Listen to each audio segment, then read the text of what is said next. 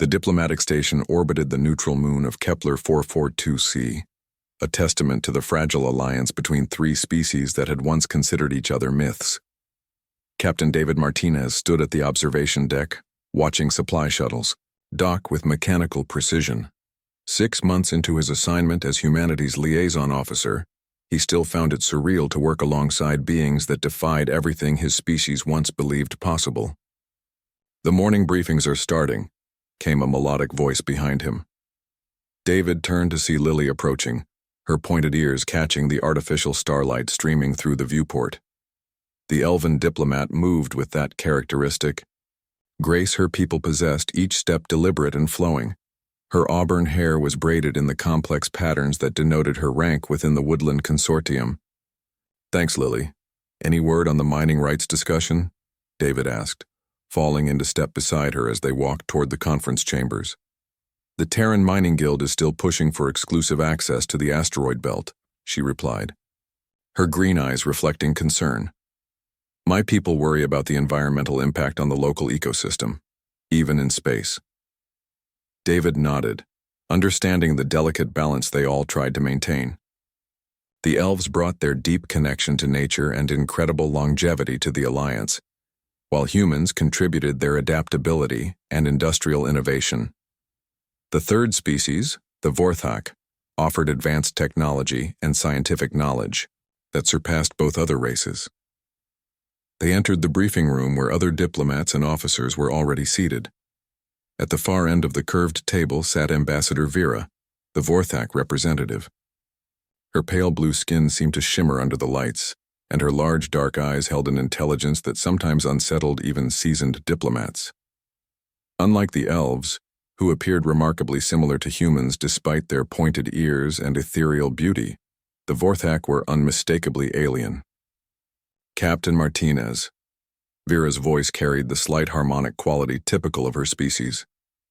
"I have been reviewing your proposal for joint mining operations.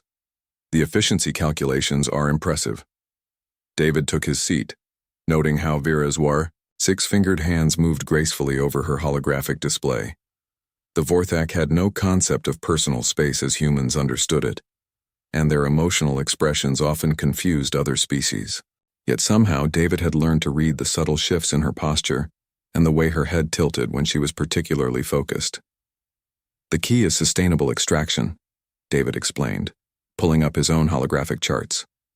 "We take what we need while preserving the larger structure for future generations." Lily leaned forward, her expression thoughtful. "This approach aligns with elven philosophy. We could provide biological expertise to ensure minimal disruption to any microbial life that might exist in the asteroids." The meeting progressed through various agenda items, from trade agreements to security protocols. David found himself appreciating how each species brought unique perspectives to every problem. The elves thought in terms of centuries, their long lives giving them patience for sustainable solutions.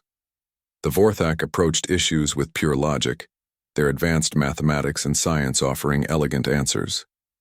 Humans provided the drive and adaptability that often bridged the gap between elven caution and Vorthak calculation. After the formal session ended, David remained behind to review some technical specifications. The observation deck had become his favorite place to think, offering a view of the star field that reminded him how small their problems were in the cosmic scale. "You seem troubled, David," Lily said, joining him at the viewport. Her use of his first name always surprised him. Elven culture typically maintained formal address structures. "Just processing everything. Sometimes I wonder if we're moving too fast with all these agreements. What if we make a mistake that affects all three species for generations?" Lily's laugh was like wind chimes. "You humans, and your worry about the future. Your species has survived ice ages, wars, plagues, and still reached the stars. Trust in that resilience." Before David could respond, he noticed Vera approaching from across the deck. Her movements were more hesitant than usual, and her head was tilted in a way he had learned indicated uncertainty. "Captain Martinez," she began, then paused. "David, I have been observing your species for these past months, studying human behavior patterns and emotional responses. David felt a slight tension. Vorthak's scientific curiosity sometimes led to uncomfortable revelations about the other species. Your people fascinate me, Vera continued, her dark eyes meeting his. The way you form bonds across species barriers, how you adapt your thinking to accommodate different perspectives. It is not mere survival instinct. I'm not sure I follow, David said, though something in her tone made him pay closer attention. Vera's posture shifted and she moved closer than usual, well within what humans would consider personal space. Among my people, we form connections based on logical compatibility and mutual benefit. But watching you interact with both Elven and Vorthak colleagues, I have observed something different. You show concern for our well-being that extends beyond professional obligation. Lily remained silent, but David noticed her pointed ears had shifted slightly forward, a sign he had learned indicated keen interest. When Lily was injured during the shuttle malfunction last month, Vera continued, your emotional response was immediate and intense, despite the fact that her condition posed no threat to human interests or the Alliance. When I was isolated, during the contamination scare, you visited daily even though communication with me served no diplomatic purpose. David felt heat rise in his cheeks. That's just basic decency. We're all working together out here. No, Vera said, her voice carrying an unusual intensity. I have analyzed human behavioral patterns extensively. This goes beyond your species' typical cooperation instincts. You have formed personal attachments that transcend species boundaries. The station seemed unusually quiet around them, the background hum of life support systems suddenly noticeable. Though we're different, Vera said, her words carefully, measured. I care deeply for you, human. The statement hit David like a physical force. He stared at the alien woman, trying to process not just her words, but the implications behind them. Among the Vorthak, such declarations were rare and carried significant weight. I don't understand, he said finally. What exactly are you saying? Vera's head tilted again, and for the first time since he had known her, she seemed genuinely uncertain. I am saying that my attachment to you has exceeded the parameters of logical professional interest. Your well-being has become important to me in ways that serve no practical purpose for my people or our alliance. Lily stepped closer, her green eyes bright with understanding. She's telling you that she loves you, David, in her own way.